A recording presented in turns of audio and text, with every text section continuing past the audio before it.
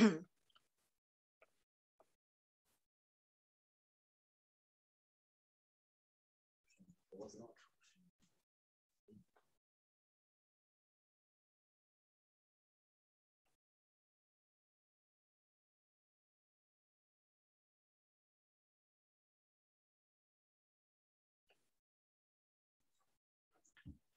evening.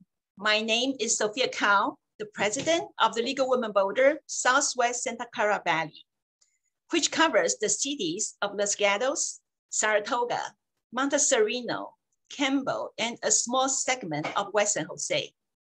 So welcome to this candidate forum for the Santa Clara County District Attorney Office. This webinar is part of a series of candidate forums hosted by leagues in Santa Clara County. There are 3 candidates running for this office. So before we start, I would like to introduce and thank our voter service team who organized this event. So we have Tom Pickrotz as our timer today. And we have Amy Wu is our Zoom host. And our moderator is Eleanor Yick.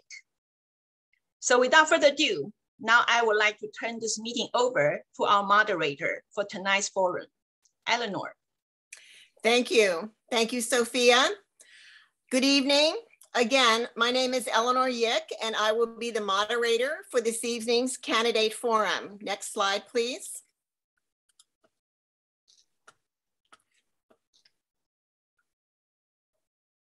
Next slide, please.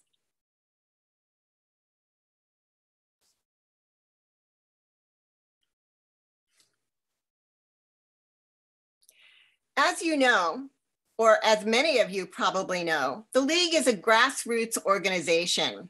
Right here in Santa Clara County, we have 5 local leagues. And once you join a local league, you automatically become a member of our other levels, which is Bay Area, state, and national. You can see the 5 leagues listed here and the cities that we cover. And we invite everybody, if you're not a member, to join one of our local leagues. And moving on to the next slide, for over 100 years, the League of Women Voters has been empowering voters and defending democracy. The League has 2 separate and very distinct roles. We do voter service, public education, which is what we're doing tonight. And we also do advocacy when we have studied an issue and developed a position on it. But the most important thing for you to remember about the League, if you would go back, is that we are a nonpartisan organization of women and men encouraging informed and active participation in our government. And most importantly, the League never supports or opposes any political party or candidate. Now, I mentioned that the League, what we're doing tonight, is considered part of voter services. And if we could see the next slide, you can see other aspects of it. We do candidate forums like tonight. We do pros and cons on ballot measures. We do voter registration, and we encourage everybody to look at votersedge.org. We call it one-stop shopping for all information about upcoming elections. But before we begin our prime event tonight, which is our candidate forum, I do want to remind everybody that we do have a primary election coming up in June. It's on June 7th.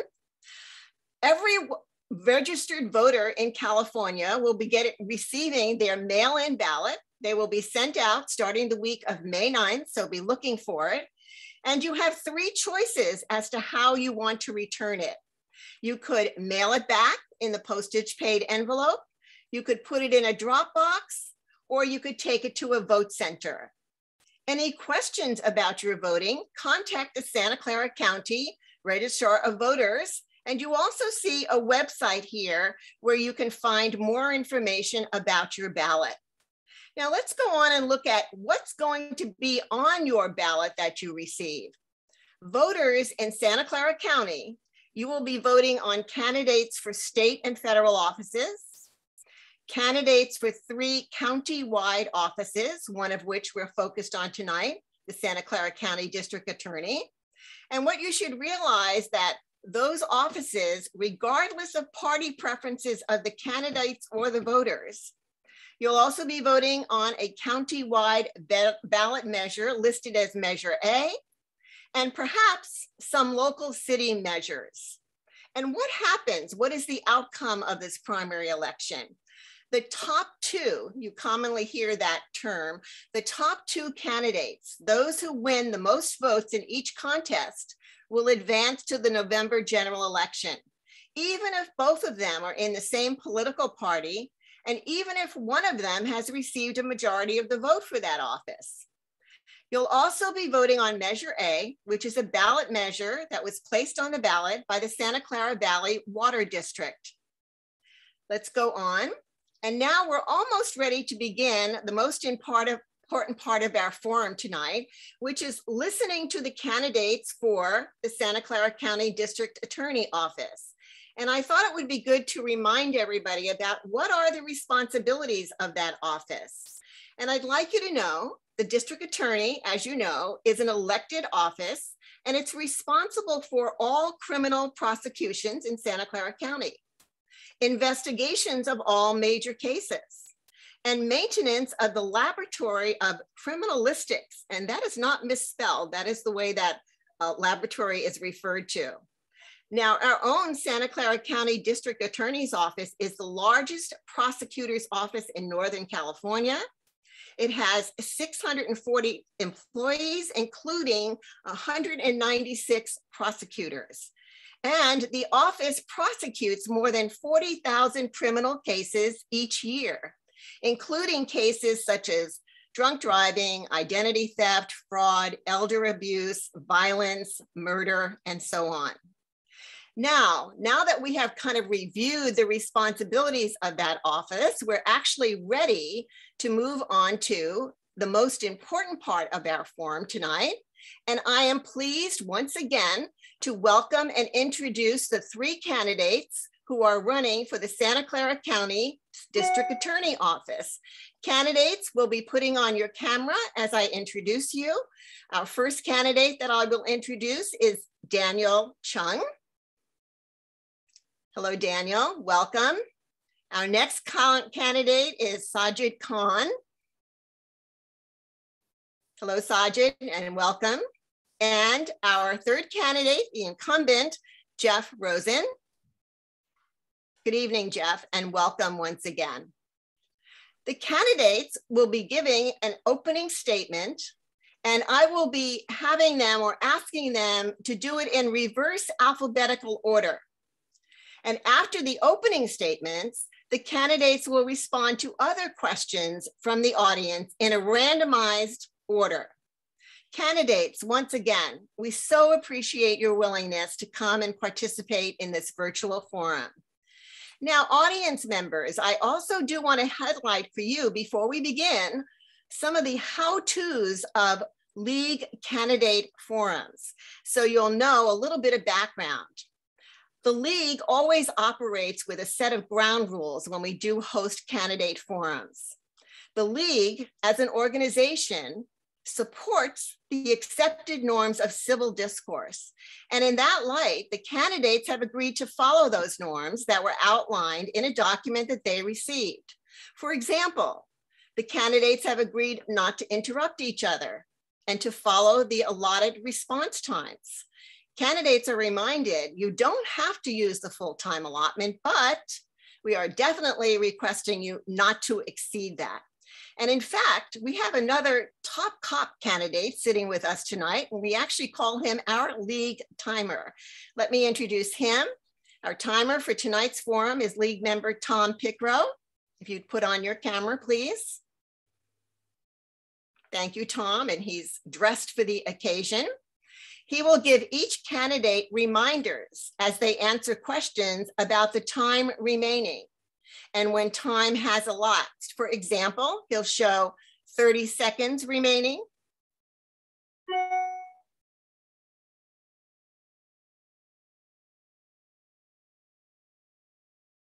maybe 15 seconds, Tom, and so on. And at the very end, he will put stop.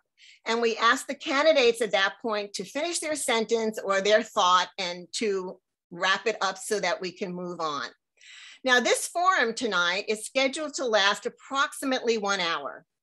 Each candidate will have 90 seconds to introduce himself by specifically answering this question in their opening statement. What qualifies you to be the Santa Clara County District Attorney? After these opening statements, candidates will have 60 seconds to answer subsequent questions, which have been submitted through the registration process, obtained from social media sites, and/or developed by league members. Now, the moderator, me, will announce and enforce the time limits for each question. And lastly, the forum will close with the candidates speaking in a modified reverse order from the beginning statement, answering this question. What question do you wish you had been asked tonight? Why, and how would you have responded? The candidates will also have 90 seconds to respond to that. And now we're ready to begin with each candidate's opening statements. Again, I will remind you each candidate has 90 seconds. And the question is, what specifically qualifies you to be the Santa Clara County District Attorney? And we will begin with Jeff Rosen. Good evening. As your district attorney, I work hard to pursue justice, promote reform, and enhance public safety. We've been through a lot. The VTA and Gilroy Garlic Festival mass shootings left us grieving. My office continues to help victims' families with counseling, food, and shelter. We are survivors who rise stronger. When a Stanford swimmer raped an unconscious young woman and received a light sentence, I wrote the law that guarantees the next Brock Turner will go to prison. I filed hate crime charges against robbers that violently targeted Asian women. I convicted 3 jail guards of murdering a mentally ill inmate. I've created centers that serve domestic violence survivors and abused children. We have reduced incarceration and crime with more mental health, drug treatment, accountability, rehabilitation, and second chances. Justice comes from a balanced and thoughtful approach. I'm proud to be endorsed by police officers, police officer associations, CORAC, criminal justice reformers, business, labor unions, the NAACP, the president of that organization, crime victims groups, the people that run the South Bay Coalition to End Human Trafficking. Mercury News has called me the real deal, a prosecutor who values justice, a public official with good ideas, and the ability to implement them. I go to work each day determined to serve you, and I humbly ask for your vote. Good evening. Thank you very much. Our next candidate, Sajid Khan. Hi, everybody. Good evening. My name is Sajid Khan, and I'm running for Santa Clara County District Attorney. I'm the proud son of Muslim immigrants from South India who raised me and my siblings here in the South Bay. I grew up in Milpitas in San Jose. I'm a proud graduate of San Jose High School, and I'm now raising my 2 young sons here in San Jose. For the last nearly 14 years, I've served our community as a public defender, fighting for the rights and dignity of our community's most marginalized people. I've been in our jails, I've been in our courtrooms, and I've been in our neighborhoods. And I've seen our current system perpetuate the harms of mass incarceration and police brutality, inflict generational trauma on communities of color, and fail to keep us collectively and sustainably safe. I've witnessed our incumbent DA pursue the death penalty, prosecute children as adults, and not hold police accountable when they kill and shoot our fellow human beings. And it's for those reasons that I'm now running for Santa Clara County District Attorney, because I'm committed to healing systemic racism, fighting mass incarceration, addressing the root causes of crime, and building a true justice system that ensures and protects the dignity and safety of all people here in Santa Clara County, which is the place that I've called home my entire life. We just saw the historic nomination of Judge Ketanji Brown Jackson to the United States Supreme Court, our former public defender. And in the same spirit, I'm asking you all to see that I, a public defender, am uniquely qualified to meet this moment and serve our community as Santa Clara County District Attorney. Thank you. Thank you very much. And our third candidate, Daniel Chung. Thank you, Eleanor. Good evening, everybody. My name is Daniel Chung, and I'm running for District Attorney. It is time for change after 12 years of DA Rosen. I am a career prosecutor who is committed to prosecuting crime. I will fight for public safety, victims' rights, and systemic changes. And as DA, I will enforce laws and pursue balanced reforms. A little bit about me. I grew up in a single parent immigrant family in Milpitas. Financial aid and teaching jobs enabled me to attend Harvard and Columbia. My father served in the military and in law enforcement and inspired me to pursue public service. I prosecuted gun crimes in New York City and violent crimes here in Silicon Valley. In fact, in 2020, DA Rosen awarded me the Webb Award for being one of his 2 best trial prosecutors.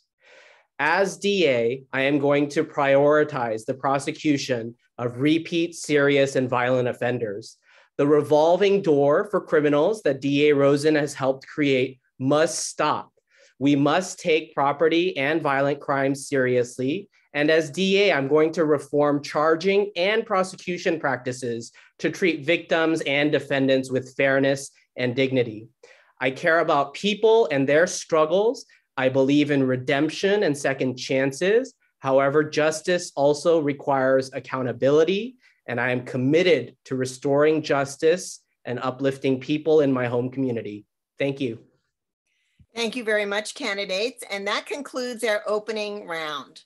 We will now move on to questions submitted through the registration process or developed by league members. The candidates will have 60 seconds to respond to each question. The candidates will respond to these questions in a randomized order so that everyone has the opportunity to go first, second, or last. And our first question, surprisingly, will begin with Jeff Rosen. And that question is, what is the top issue or biggest change you believe needs to be addressed by the DA's office? Thank you. What we need most to ensure more public safety for our county are more police officers. And the city of San Jose has 300 fewer police officers than it had 5 to 10 years ago. So even while the population has grown, there are far fewer police officers. 300 police officers would be the second largest police department in our county. And so the fact that there are not enough police officers in San Jose has a great effect on crime throughout our county. So what I have tried to do as DA and what I'll continue to do is to advocate for more police officers as a cost-effective way of reducing crime. A RAND study of the RAND Institute demonstrated that adding each police officer pays for itself in fewer violent and property crimes. So this is something that we really need more of in our county, is police officers. Thank you. And our next candidate will be Sajid Khan. In 2020, we saw an outpouring in our community unlike any other after the killing of George Floyd. We saw a community-wide demand for Black Lives to Matter and for true system reform, where we undo the harms of systemic racism that has resulted in generational trauma to communities of color right here in Santa Clara County. So the top priority is police accountability, because I do believe that Black Lives Matter, and it's critical that we hold police accountable when they violate the law, when they violate the Constitution, and when they violate the lives and dignity of our fellow human beings. In the city of San Jose, for example, we've had approximately 22 people killed by San Jose police officers in the last 5+ years. The vast majority of them have been people of color, and there have been 0 prosecutions of any San Jose police officers for any of those killings. It's critical that we hold police accountable, that we manifest Black Lives Matter in order to truly cultivate long-term sustainable trust in our community and long-term sustainable public safety. Thank you. And candidate Chung? One is public safety. Violent crime, property crime is on the rise. San Jose PD's own statistics show that robbery increased by about 20% between the latter half of 2020 versus the latter half of 2021, and rape increased by about 30%. These are staggering statistics, and we are not as safe as we were 4, 8, 12 years ago. And that's the central question that voters are going to be asking themselves. Do you feel safer today? And as a result of DA Rosen, we are not safer. The second biggest issue is integrity. We cannot have a DA who keeps around prosecutors who are sleeping with witnesses, withholding evidence, including tens of thousands of pages of document, and causing homicide cases to get dismissed. We cannot tolerate circumventing collective bargaining agreements, altering timesheets, ignoring conflicts of interest. These are not personal attacks on DA Rosen. This is his record for the last 12 years, and this is something that the voters need to hear about. Thank you. Our next question, and we will be beginning with Mr. Khan. There has been a legal mandate to decrease California's prison population, and various state bills have been passed to begin to address this need. Are you supportive of implementing diversionary programs to incarceration and/or sentence reductions in some criminal cases? Why or why not? What do you support in terms of this effort? And we'll begin again with Mr. Khan. Thank you. As I mentioned in my opening statement, I've been a public defender in this county for almost 14 years, and I have seen people go to prison for crimes like possession of methamphetamine and cocaine. I have seen people go to prison on probation violations because they failed to meet with their probation officer or tested positive for marijuana.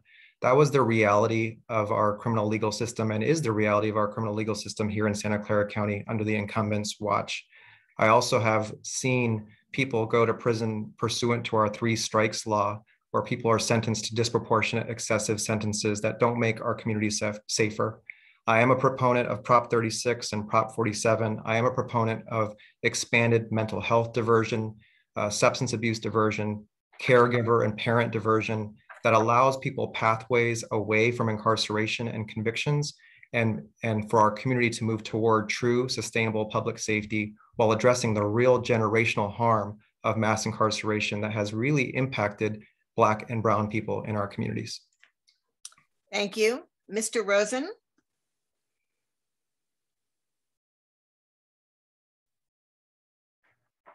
Thank you for the question. I'm very proud of the criminal justice reform efforts that I have led and participated in that have helped to reduce unnecessary incarceration.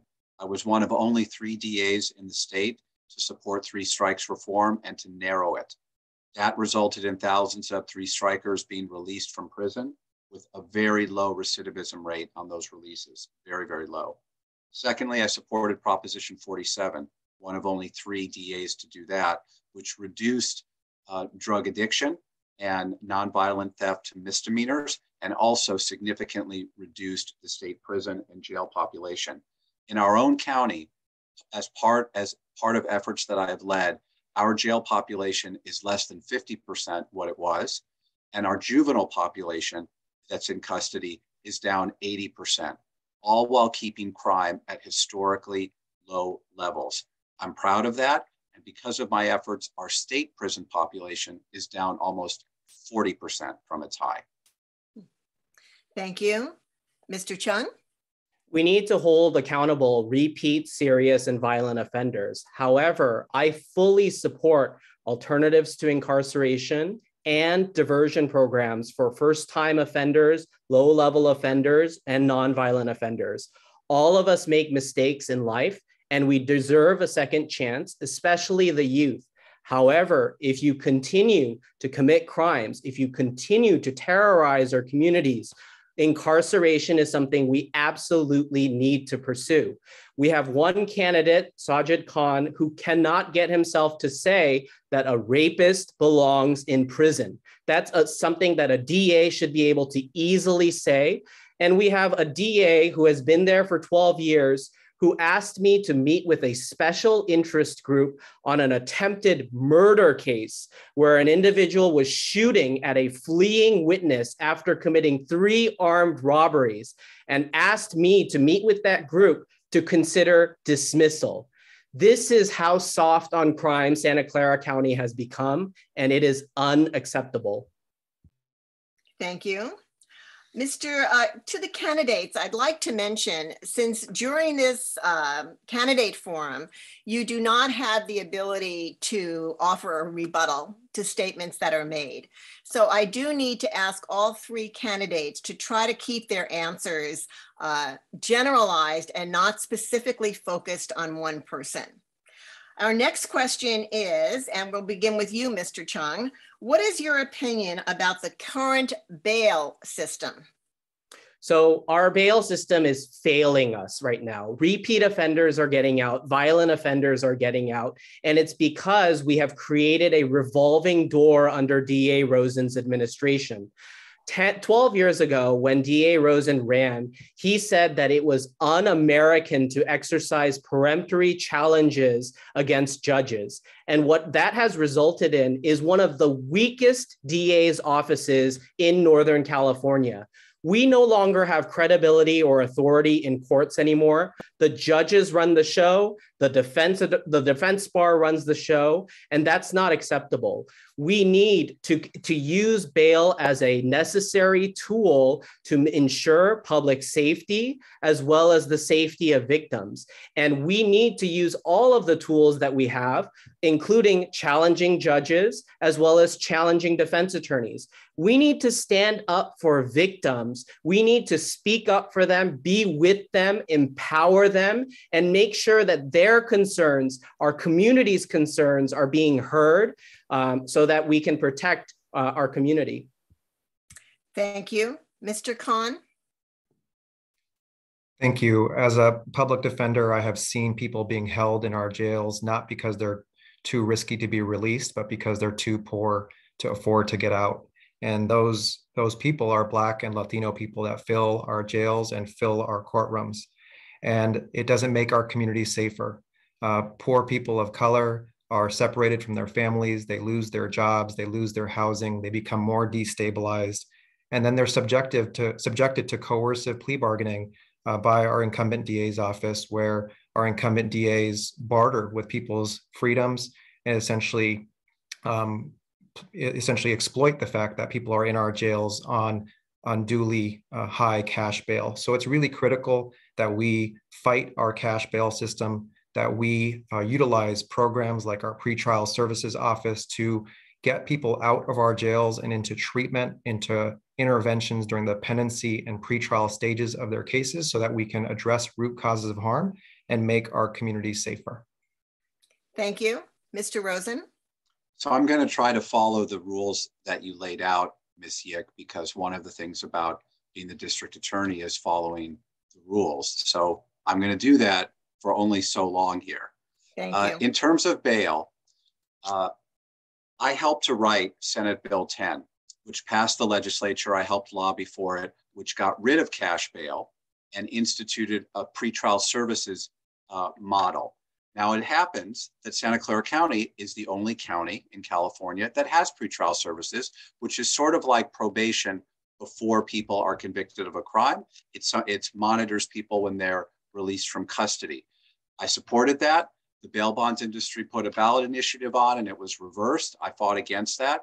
And what we do in our county is we either say somebody is too dangerous and they need to be held with no bail, like we did on the Home Depot arsonist, like we've done on the case of the kidnapping of baby Brandon. But otherwise, it can be released. Bail is not a condition of that. An ankle monitor, restraining order, other methods can keep people safe. Thank you, Mr. Rosen. And I do appreciate the comment that you made. And I will just reiterate, as part of our ground rules, we did request that the candidates not personally attack another candidate, because we do not have a rebuttal process set in place for this candidate forum. We do want to focus on the questions and the responses to the questions so that our voters really get to know you, the candidate, and your belief system. Our next question, and we're going to begin with actually Mr. Rosen. The Board of Supervisors recently approved construction of a new jail. What are some of the elements that should be considered in constructing that jail to better address the needs of those incarcerated and those expressed by the community, which was heavily negative about the decision that the Board of Supervisors made? Mr. Rosen? Thank you. Several years ago, I visited Germany with another group of criminal justice reformers to see the German prison system and criminal justice system, which is much more humane than ours, and the prisons are much smaller, much more livable to be in, and much gentler, and much more rehabilitative programming. So one of the things that I've advocated for in the new jail for our county is to have more programs available. We've taken the Parent Project, which is a program that the DA's office runs to help people be better parents, and we're teaching that in the jail to males and females. In addition, I think that the reentry process should begin when someone first goes into jail, not when they leave the jail. We have a wonderful reentry program in our county, but it would be helpful if we started that earlier. Finally, I saw inmates in Germany that wear their own clothes and cook their own meals. And I think that for individuals that are doing well in the jail, that's something we could also offer. Thank you very much. Mr. Chung? We cannot tolerate violence, drugs, and contraband, as well as resisting arrest in jails, which has been what is the status quo for the last 12 years. The jails that our community members go into need to be safe, and the correctional officers who are also there serving the public need to be safe. And so when we think about building state-of-the-art jail facilities, we need to ensure that this type of violence doesn't occur and this type of contraband doesn't come in. And when it does, a DA's office is going to vigorously prosecute those offenses and make sure that we uphold safety in the facilities. Obviously, as we rethink how these facilities are going to be, we should also offer education and services, especially related to mental health. I think mental health is one of the greatest failures of Santa Clara County and probably our state in general. We have so many inmates who are not getting the services that they need. And in my opinion, everyone needs a primary care mental health provider, just as you need a physical provider. Thank you very much. Mr. Khan? Thank you. I've been in our jails regularly over the past 14 years and have witnessed that these are not places of healing. They are not places of rehabilitation. They are not sources of redemption. They don't make our communities safer in the long term. In many ways, these jails that we uphold foster the very harms that we are turning to them to protect us from.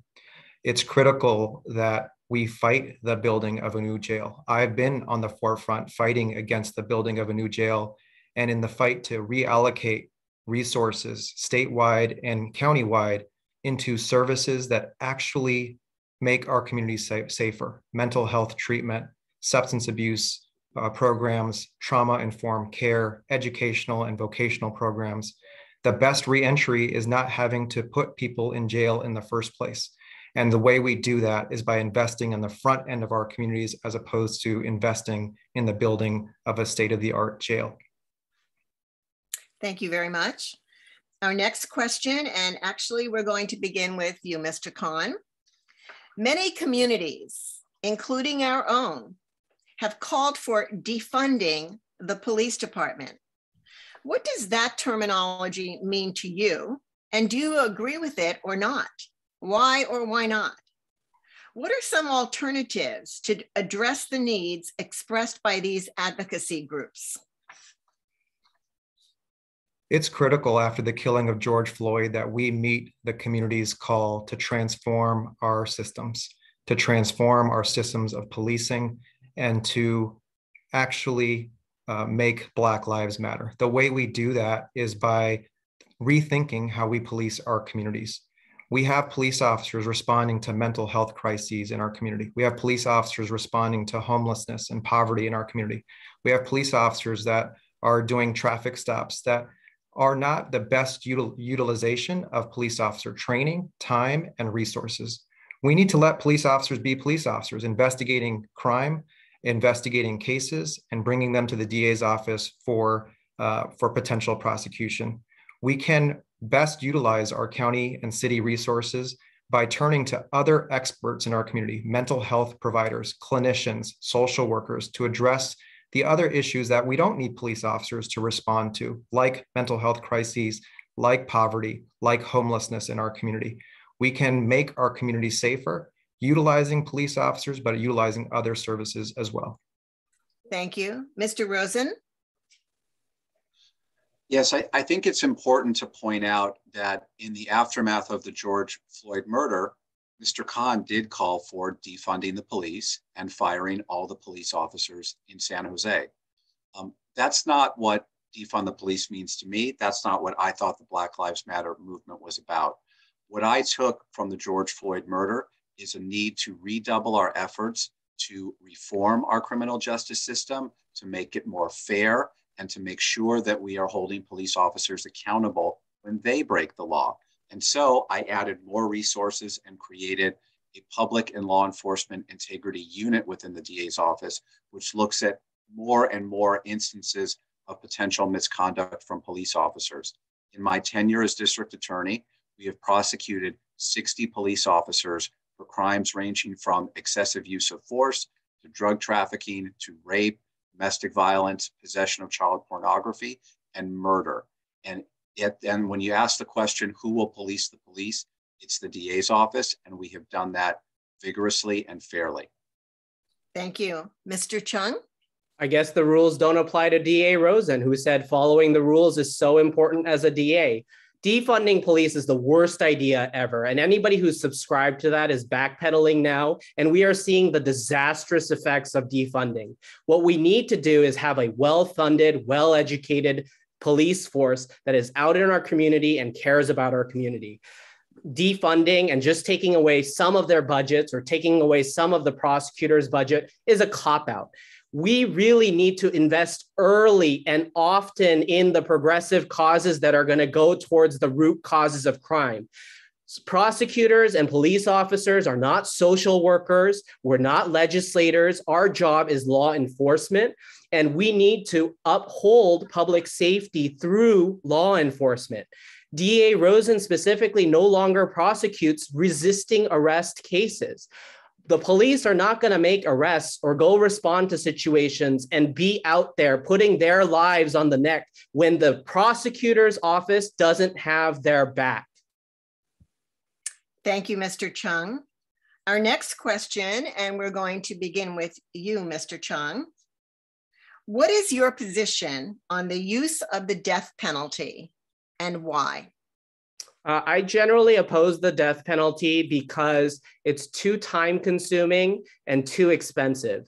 And the only people who end up on top are the lawyers. And I don't like any scheme in which the lawyers are just making out with more money. So generally, I oppose it. I think that we really need to spend our resources more wisely, checking abuses in our current system.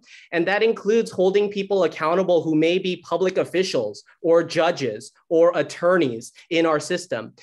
Right now, we have too much of a culture of tolerating abuses and systemic issues in our criminal justice as well as our civil justice system. And that's not acceptable. A DA has to avoid conflicts of interest and make sure that he is with integrity, with competence, and with compassion, prosecuting cases no matter who you are, whether you're a police officer, whether you're a gang member, whether you're rich or you're poor. We're going to treat everybody equally under the law. And I think that's what people expect from a district attorney. Thank you. Mr. Khan? I'm against the death penalty, just like the majority of voters here in Santa Clara County who voted in 2016 to end the death penalty via Prop 62.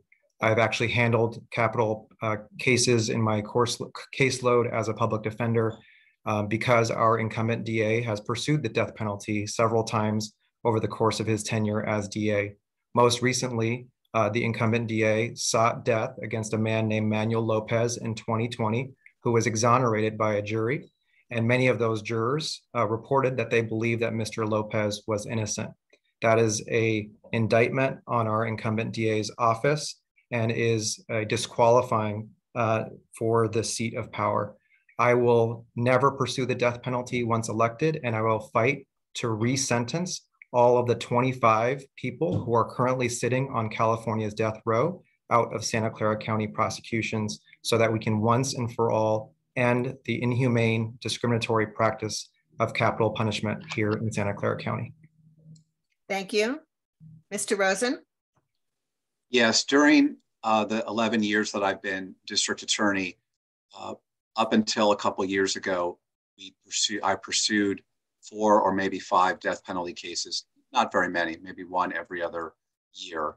And my thinking about these cases began to change in light of the tremendous resources that we put into these cases. We have 2 prosecutors on it, 2 public defenders. The cases drag on for a long time. They slow other cases up, combined with the fact that there's no executions in California and haven't been executions for many years. And then in the aftermath of George Floyd, I really began to reflect a little more deeply about the death penalty. I'd taken a group of our prosecutors to the Lynching Museum in Alabama, as well as the Equal Justice Initiative's museum with Brian Stevenson. And I decided that we could get justice without seeking the death penalty, keeping someone in prison for life if they're extremely dangerous. And we're in the process of winding down the individuals that are on death row. No one will be executed from Santa Clara County. Thank you. Our next question will begin with you, Mr. Rosen. How would you address systemic racism in our criminal justice system? Thank you. That's a terrific question. The way I've addressed systemic racism is through a variety of means. Number one, supporting Prop 36 and Prop 47, which reduced incarceration in our state, disproportionately benefited communities of color and helped to make the state prison system and the jail more equitable. Secondly, in terms of our approach to juvenile crime, when we had 400 kids in juvenile hall, it was disproportionately African-American and Latino. Now we only have 70, again, disproportionately African-American and Latino, but many, many fewer young people in juvenile hall. So that's a disproportionate benefit. Bail, I think, is something that disproportionately hurts communities of color, which is why we don't use bail as a condition of release. We ask the question, is somebody too dangerous to release? If they are, we ask the judge to hold them. If not, they can be released. Those are just a few of the ways that we've addressed systemic racism. We also have community prosecutors that work out in the community in high crime areas. Thank you. Thank you. And Mr. Chung? We need to improve the diversity of the DA's office. DA Rosen and his entire executive staff, all of his assistant district attorneys, the one who make all of the big— Mr. Chung, I need to ask you again to please not personalize your comments. You can refer to the district attorney office, but please do not refer to a particular candidate. We do not have an opportunity to provide candidates with a rebuttal statement. Please don't have me remind you of that again. Thank you.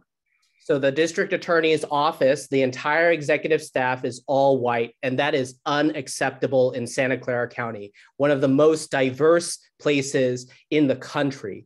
And for this DA administration not to have invested in a strong and diverse talent pipeline so that we have a diverse executive staff is just staggering. If you care about the race of defendants, you also have to care about the race of victims, because too often the people who are victimized in our communities are people of color from low income backgrounds. If we want to change the world, if we want to address things like systemic racism, we have to change the way charging happens in the DA's office. It can't be to scare defendants. It can't be to just get a plea deal, which is what happens in the status quo right now. Thank you. And lastly, Mr. Khan.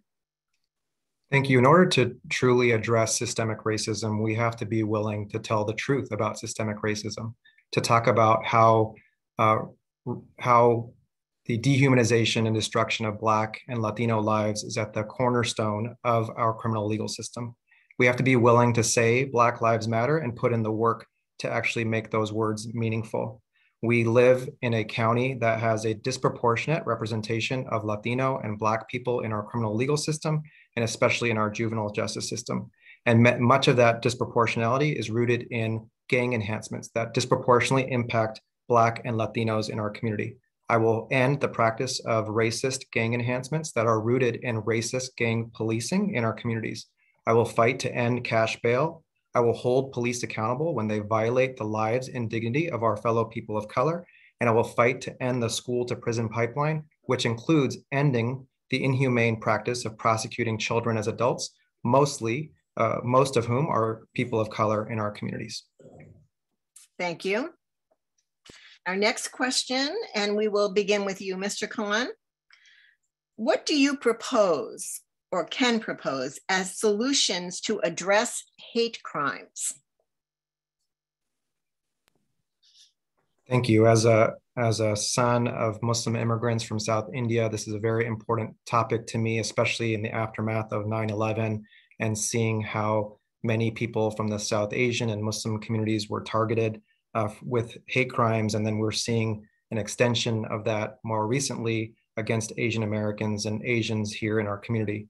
It's critical that we hold those accountable who commit these really significant harms, but that we respond with real measures of accountability that are not punitive only in nature, that we address the root causes of these harms, which can include and often do include mental illness, substance abuse issues, poverty, lack of cultural competence. And so we need to address the root causes of these harms in order to prevent them from happening in the first place. And when they do occur, to prevent them from ever happening again so that our communities are safer in the long term. Our incumbent may say that they have prosecuted more hate crimes this year than last, but that tells us that prosecuting hate crimes are not necessarily the answer to solving hate crimes. Thank you very much. Mr. Rosen.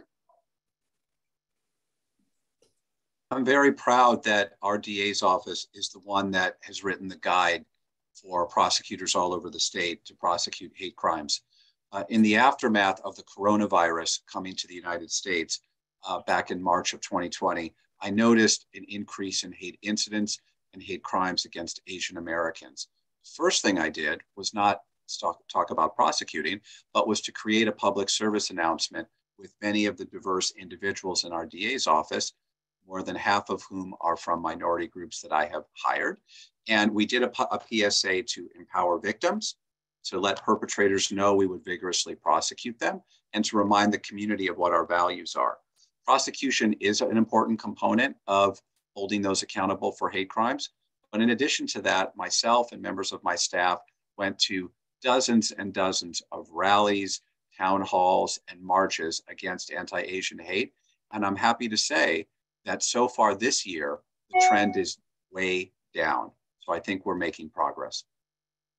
Thank you very much. And Mr. Chung? Hate crimes need to be zealously prosecuted. In fact, last Valentine's Day, I wrote an article, even before all of the violence against Asian Americans erupted into a corporate movement, that we needed to stand up for Asians who were being victimized. And the response from this DA administration, this office, was to remove me from my positions, to try to push me out of the office, and to silence me. This is not standing up for victims. If you want to stand up for victims, you need to stand with them, and you need to stand for them, and you need to be willing to speak out and to speak the truth, even to power.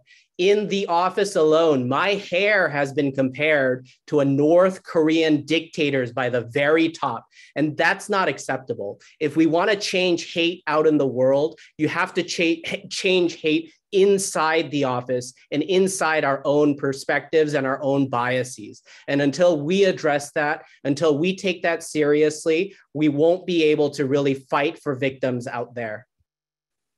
Thank you. Our next question, and we're going to begin with you, Mr. Chung. What suggestions do you have for reducing and impacting the number of fentanyl poisonings in our communities?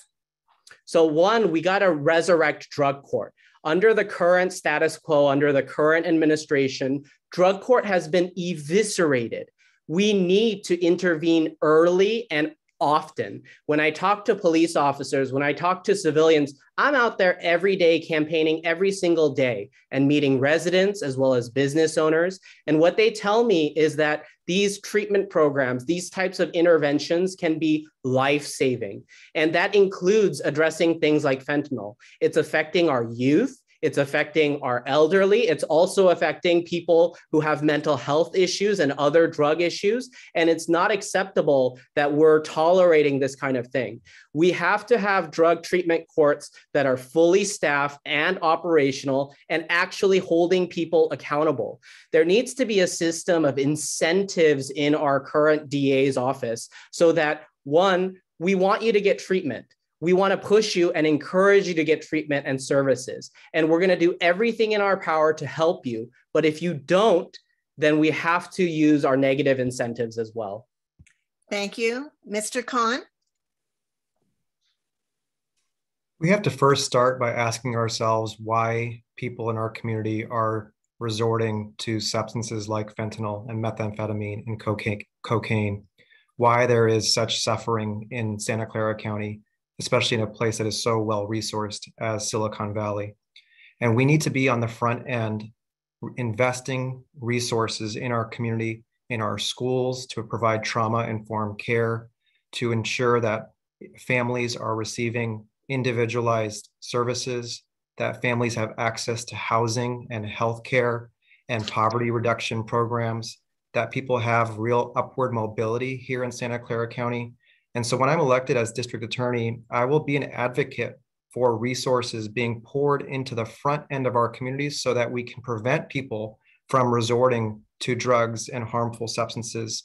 And if they do, that we respond again with interventions that actually address the root causes of harm, which oftentimes is trauma, unremedied trauma that needs to be addressed through expert interventions. Thank you. Mr. Rosen? One, it's important to know the scale of this epidemic and this problem in our county. So over the last 4 years, we've gone from 4 fentanyl poisonings or overdoses to more than 150 in the last year. So it's gone up hugely. On the other hand, compared to Oakland, San Francisco, and pretty much every other large city or large county in America, our fentanyl poisonings are at a much lower rate. Nonetheless, Supervisor Chavez and I spent a lot of time talking to young people and going out to parks and talking to addicts and people that have used fentanyl or know people that have died from fentanyl to try to find the best way to approach this, what's becoming an epidemic.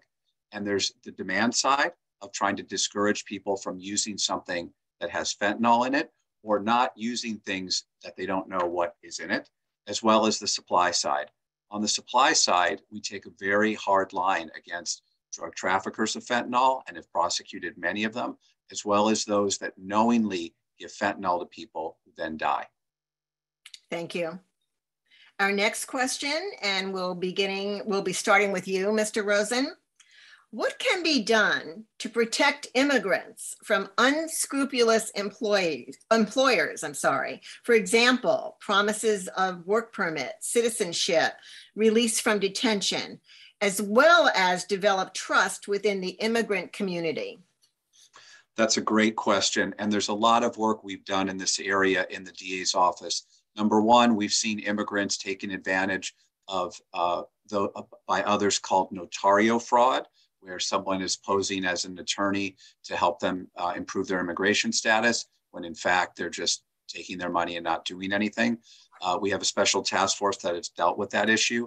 In addition, we created, in the aftermath of George Floyd, a workers' exploitation task force specifically to address issues like this. And the task force that we have created has resulted in many high-profile arrests and successful prosecutions of employers that were enslaving, essentially, immigrants. And so this goes over into the human trafficking work that we do and the expanded task force that we've created, which has held accountable dozens of human traffickers, unscrupulous employees, and gotten these employees either freed from their servitude or paid the wages that they were owed. It's a model that brings together all different law enforcement groups and is being copied in many parts of the country now. Thank you very much. Mr. Chung? Many small business owners as well as employees are immigrants, and I'm proud of my Korean American immigrant background. And when I go out into the community and hear from business owners as well as residents, it is heartbreaking to hear their stories. We have to be accountable and we have to be protecting these small business owners as well. When I go out there, I hear stories like people like Nancy who tell me she has to board up her entire store because law enforcement is not responsive. They're letting repeat offenders, property offenders just get away with crimes. These are their livelihoods that are at stake. And if we care about both employees as well as employers, as well as immigrants, we have to be out there in the community. When I go out into the community every single day, people are shocked to see me. They're shocked that a DA would come, see how things are going, see what their concerns are. And just as important as neighborhood policing is to safety and victim safety, so too is neighborhood prosecuting. We can't just have 6 or so community prosecutors. We need all of our prosecutors to be out there in the community, caring and knowing about their immigrant population as well. Thank you. And Mr. Khan? Yes, it's critical that we honor the safety and dignity of our immigrant people in this community, especially those that are undocumented and often most forgotten and marginalized. It's critical that we honor the sanctuary status of Santa Clara County and the sanctuary status of the state of California and not cooperate with federal immigration law enforcement. That doesn't make our community safer, and it actually inhibits people from reporting harms against them like wage theft and unsafe working conditions. Our current administration has previously advocated for cooperation with federal immigration law enforcement, and I will not stand for that. It's critical that we partner with labor unions, like labor unions that have endorsed me, SEIU 2015 and the United Healthcare Workers, as well as the California Federation of Interpreters, so that we can collectively and collaboratively protect the dignity and safety of our most marginalized immigrant populations by ensuring that they have safe channels to report harms against them, that they're met with culturally competent responses, and again, met with justice and safety and dignity. Thank you. And this next question will be the last one that has come from the audience before we move on to your closing statement, which you are aware of already. And the question is, how can the district attorney's office help reduce gun violence in Santa Clara County? And we'll begin with you, Mr. Rosen. Several years ago, I created a crime strategies unit, one of the first in the United States, which has prosecutors, investigators, and data analysts that look at crime trends in our community and work with the police to address those problems. Gun crime is one of our #1 issues. We have created something called the GRIP program, which gun-related intelligence program, where we collect all of the shell casings and all of the firearms from any crime scene. We bring that to the DA crime lab. We put it into a national database that's run by alcohol, tobacco, and firearms. And we get linkages between all of these different shootings. And it helps us to solve cases much, much faster. We've solved hundreds of gun crime cases in this way. Secondly, we use the red flag laws and gun violence restraining orders to remove guns from the hands of those that are threatening to hurt themselves or others. And we've used more gun violence restraining orders successfully than all the other DA's offices in the Bay Area combined. Thank you very much. Mr. Khan? Gang and gun violence are real problems in our community that affect all of us. I live here in San Jose, and it's critical that we cultivate long-term sustainable public safety. And we have seen an uptick in gun violence in our community, and we've seen an uptick in serious harm under the watch of our current administration. So what our current system is not working to prevent us from being protected or to protect us from gun and gang violence. We need to zoom out and start addressing the root causes of harm in our communities on the front end. I've said it before, I'll say it again. it's really critical that we address mental health needs in our community, that we respond to issues of substance abuse addiction and trauma, healing trauma in our community so that we can prevent harm from happening in the first place, as opposed to merely punishing it when it does occur. If we're simply invested in punishing harm, we do a great job at that. But if we're invested in solving harm and preventing harm, we can do so much more on the front end of our communities to prevent harm from happening in the first place. Thank you, Mr. Khan. And Mr. Chung? Gun violence is deeply personal to me. When I was 8 years old, my father actually killed himself with a gun. He was in the military and he was in law enforcement. So this is an issue I deeply care about, and I know the nexus it has to mental health. And last May, when I came to help the victims of a mass shooting, what I got instead from the administration was basically a pink slip to get out of the office because they believed that I wasn't helping victims. That is unacceptable. We need to stand with victims, we need to stand up for victims, and we need to speak out for these issues. I even wrote an op-ed about how mental health is a critical issue that needs to be addressed. If we don't take care of people's mental health, and it can't just come from defunding the police or just defunding a prosecutor's office. We have to invest in it early and often, as I said before. And when gun crimes do occur, we do need to punish. We do need to set examples. We need to deter, and prison is often an appropriate sanction for people who use guns, especially if they're illegal or ghost guns, or they're firing at people. Thank you very much. And now, candidates, we're actually coming close to the very last question for this evening, which you were given in your handouts before the candidate forum. You will have 90 seconds to respond to this question. And it's an opportunity for you to make sure you get some information about you that perhaps has not come out during the course of this forum that you really want to communicate to the greater public. And the question again that you're going to respond to, that you have 90 seconds to answer: what question do you wish you had been asked tonight, and why? How would you have responded? And we'll begin with Mr. Khan.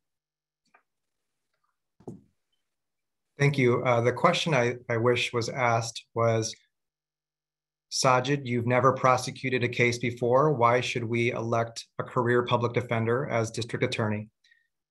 And the way I would answer it is as follows. I've been a public defender for the last nearly 14 years here in Santa Clara County. I've been in our jails, I've been in our courthouses, I've been in our neighborhoods, and I've seen the failures and injustices of our system firsthand. I have seen how our current administration coerces plea bargains, perpetuates the harms of mass incarceration, fails to hold police accountable. And I'm uniquely situated to see those harms, but I'm also uniquely qualified to understand what the solutions are. How do we prevent harm from happening in the first place? How do we maintain sustainable, collective public safety? How do we hold police accountable in a meaningful way and answer the call for service after the killing of George Floyd that demanded that of us? It's time for a new direction. It's time for a fresh start in Santa Clara County. It's time for innovative and new ideas that can, again, meet this moment. And that's why I've been endorsed by local prominent leaders like Dave Cortese, Ash Kalra, Alex Lee, Judge Ladoris Cordell, retired Congressman Mike Honda, all of whom see that it's time for a change. It's time for a new direction so that we can achieve long-term sustainable justice, safety, and dignity for all our people. Thank you very much. Mr. Chung? I would ask the question, what does your slogan, restoring justice, mean? And as someone who used to teach English grammar, this is something that I want to explain to people. Restoring justice means justice is the object that we're restoring, right? It's something that we need to restore in our community, and that includes law and order. I am the only candidate who is explicitly saying we need to be tougher on crime because we are not as safe as we were 4, 8, 12 years ago. We need to put our foot down. We cannot have Home Depots going up in flames by repeat offenders, by who are committing repeat grand thefts or other types of property crimes in our community. We cannot have kidnappings happening in broad daylight. So there does need to be a restoration of justice in our community. However, the other side of restoring justice means justice is going to help restore people, both defendants as well as victims. And this campaign that I'm running is dedicated to the people of Santa Clara County. It's easy to talk about social justice issues or reform or crime in the abstract, to pontificate if you live in a nice gated or a nice community somewhere where you don't experience crime. But everyday people are hurting out there. They feel like law enforcement is not responsive. The DA's office doesn't have integrity, doesn't have competence, doesn't have compassion. And that's why I'm running. And that's why I hope that people will vote for me on June 7th. Thank you very much. And Mr. Rosen. Thank you. I wish one of the questions asked would have been, what support do you have within law enforcement or the DA's office to make changes that you want to make? And have you ever made any changes in policies or created new policies and implemented them? I have tried myself more jury trials than both of the people running against me combined. I've handled every kind of serious, violent crime in the district attorney's office. And that experience has grounded me in what needs to be done to reduce crime in our community. In addition, the prosecutors in my office are almost uniformly behind me. They are not supporting the other candidates. Law enforcement is uniformly behind me. The San Jose Police Officers Association, PORAC, the Deputy Sheriff's Association. And that's because they've seen me create and implement new policies and procedures by being collaborative, bringing people together around the table. Our conviction integrity unit, our narcotics public safety policy, our collateral consequences policy, our crime strategies unit, our testing of rape kits faster than anyone in the United States. Law enforcement prosecutors that have worked with me have seen that, and that's why they're supporting me, in addition to community activists like the president of the NAACP and Crime Victims United. I'm not here to burn it down, and I'm here to build it up and to build more bridges. Thank you. Thank you very much. And I do want at this point in time to thank each one of you candidates, Mr. Chung, Mr. Khan, and Mr. Rosen. Thank you so much for coming tonight. We wish you well in your campaign, and we greatly respect your candidacy for this very important office. Again, thank you for your participation, and this concludes our candidate forum. Audience members, thank you for your attendance. We hope you have learned a lot tonight that will help you make your decision when voting for the Santa Clara County District Attorney Office. And in closing, I can't resist reminding everyone again, we'll look at slide 13, that we have a primary election coming up on June 7th. We encourage all of our registered voters to mail in their ballot, either by using the US Post Office, a drop box, or a vote center, but fill it in and return it. I do want to remind you that we also have some additional candidate forums coming up. Tonight, we did the Santa Clara County District Attorney. We have a US Congressional District 16 on May 3rd, the Santa Clara County Assessor on May 5th. And for our particular district here in Los Gatos and Montecito, we have an Assembly District 28. That's a district that's been reconfigured in redistricting. And that candidate forum will be on May 11th. And in closing, I do want to encourage all of our voters to be sure and take advantage of Voters Edge. This is an incredible service that is available to all voters. I also encourage our three candidates, if you haven't already done so, please go in and fill in the beginning information that Voters Edge asks you. But As a personal voter, what I like best about this site is I can go in, type in my street address and my zip code, and I get a copy of my personalized voter ballot. And I can look at it beforehand, before I get my ballot. And so I'm very comfortable when it comes time to actually fill it in. And with that, I do want to remind everybody, again, democracy is not a spectator sport. You have to vote to have your voice listened to and heard. So we welcome you to join with us, the Leagues of Women Voters of Santa Clara County. And that concludes our candidate forums. I do want to alert our audience members that we are going to have a short pros and cons presentation on Measure A. So if you would like to stay online, that will take place in about 3 or 4 minutes. But this is the end of the candidate forum. And again, thank you very much, candidates, and good luck in your campaign. Good night. Thank you. Good night. Good night.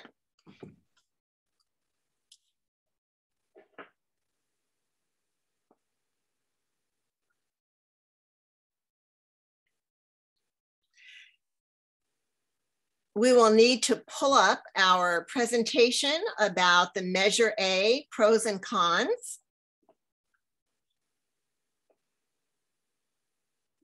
Thank you, Amy, very much. Let's wait another minute or two and give time for people to leave if they're ready to leave, and for others to remain online for this short presentation about Measure A.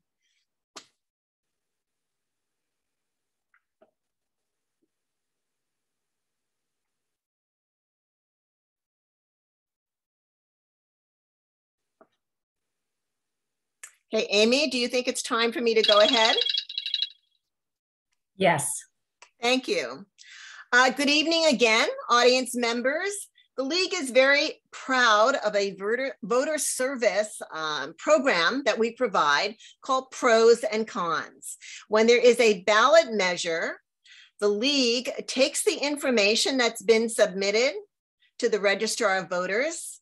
We take information from the legislators, we take information from the Legislative Analyst's Office, and we review these ballot measures, and we provide you with a neutral, unbalanced presentation about what's contained in that ballot measure. So there is only one county-wide ballot measure, Measure A, which is on your ballot. Let's move on. Measure A was placed on the ballot by the Santa Clara Valley Water Board. It requires a majority vote to pass. You can get even more information about it at votersedge.org. Next slide. What is the question? The question that's going to be on your ballot is, shall the measure amending the Santa Clara Valley Water District Ordinance 11-01 to limit board members to 4 successive 4-year terms be adopted? And you vote either yes or no. Next slide. Now, what's the situation here? California law permits governing bodies of districts to propose different initiatives limiting the number of terms a member may serve.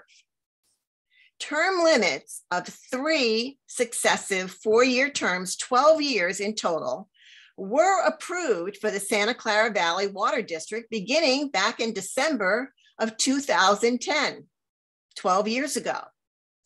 Prior to that time, there were no limits to the number of terms a board member could serve. That measure back in 2010 passed with over 75% of yes votes. Go ahead. Now, this proposal, what do we need to know about Measure A? First of all, the Santa Clara Valley Water District Board of Directors placed this measure on the ballot. They wanted to amend one of their ordinances, and they wanted to increase the number of terms that members of the board may serve from 3 successive 4-year terms to 4 successive 4-year terms. This amendment made by this measure would just increase the number of terms that they could serve by 1. And also included, they gave information on how full or partial terms since 2010 are included to compute successive terms. And they further note that after serving a 4th successive term, a member of the board would not be eligible to serve again until at least 4 years of absence from service as a board member. Go ahead. What would be the fiscal effect of this measure if it passed? At this point in time, there is no financial effect from this measure. Go ahead. Now, whenever you have a ballot measure, you have people who support it and you have people who oppose it. And those people actually sign the ballot measures. So the people you see listed here are on the ballot measure and they support it. Samuel Washington, President, Silicon Valley Black Chamber of Commerce. Dennis Murphy, Director of Water and Sustainable Life, Sustainable Silicon Valley. Victor Garza, President of La Raza Roundtable of California. And David Benai, Executive Director, Santa Clara and San Benito Counties Building and Construction Trades. Now, these are the people that signed the ballot measure. There could be many other people who support it. Now, what arguments do they put forth? And what I want to clarify here is these arguments were submitted by people who support the measure. They want you to vote yes. Their statements have not been fact-checked by the Registrar of Voters. They're just statements from supporters. So one of the first statements that is made is, there's a need for consistent expertise on district boards. Supporting Measure A will ensure that Santa Clara County maintains a critical experience during this historic period of water resource protection and management. Another argument is, confirming the board at 4 term limits would allow them to look at their complex projects like the Anderson Dam retrofit and continue that construction and be fully completed by consistent leadership, potentially saving hundreds of millions of dollars by avoiding costly mid-course changes. Supporters also feel that the board has made great strides in driving economic and business growth, in addition to improved residential water service in Santa Clara County. And again, supporters feel it is wise for voters to allow Valley Water Board members to serve up to 4 terms in order to continue with experienced leadership. Now, those are the arguments from the people who support the measure. Let's move on. Now, there's an equal number of people who oppose the measure, and they're listed here. Mark Hinkle, Silicon Valley Taxpayers Association, Linda Lazat, who is a director from the Santa Clara Valley Water District, Ni Shui, Director, Santa Clara Valley Water District, Blanca Alvarado, a former county supervisor, San Licardo, the mayor of San Jose, and the San Jose City Council. And these people have also submitted arguments. Next slide, please. These are the con arguments. Again, these are arguments that were submitted to the Registrar of Voters by people who want you to not approve this measure. What they say has not been fact-checked. So one of their arguments is that Measure A is misleading and deceptive because it is masquerading as a term limit measure, but in reality, it really increases the length of time that politicians can stay in office, even though some of these same politicians have already been in office over 20 years. They feel that Measure A shows the need for new leadership on the board. 3 of their own board members voted against putting this measure on the ballot. To place this measure on the ballot cost $3.2 million. And these opponents feel that this demonstrated a lack of fiscal responsibility. It unnecessarily spends $3.2 million to keep 20+ year politicians in power. 3 of the board members who did vote to put this measure on the ballot would be able to extend their service on the board for another term. These people feel this negates the intent of Measure C that passed in 2010 and limited board member service to 3 successive 4-year terms for a total of 12 years. Now, the reason why we list and have you look at arguments both for something and against it is so that you can listen to these arguments, perhaps do some more research so that you can make your own decision. But what is your vote going to mean? Let's look at the next slide. What your vote means. If you vote yes on this, a yes vote is a vote to approve this amendment to Ordinance 1101, increasing the number of terms that members of the board may serve to 4 successive 4-year terms for a 16-year total. If you vote no, a no vote is a vote to reject this amendment to Ordinance 1101 and maintain the current term limits of 3 successive 4-year terms. So that concludes this very short presentation on Measure A, which will be on the Santa Clara County ballot that each one of us here in Santa Clara County will be receiving. Thank you very much to those who elected to stay and hear a little bit more information about Measure A.